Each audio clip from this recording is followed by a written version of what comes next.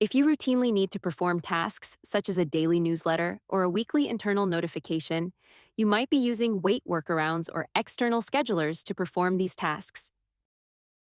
We're pleased to announce that to simplify things, we've added the scheduler trigger, enabling you to manage routines internally. Let's check how to use it. Start by creating a new workflow inside the automation section. Click Add Trigger and select Scheduler from the Events options.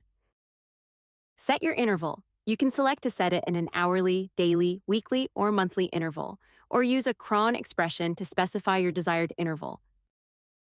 After entering the details of your schedule, click Check.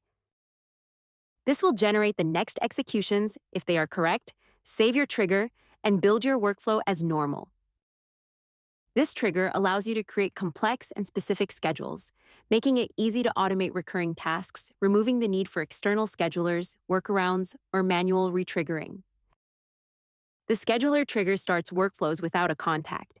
It directly triggers the workflow based on the time set, delivering a native, first-class clock trigger with clear presets and optional cron-style setup.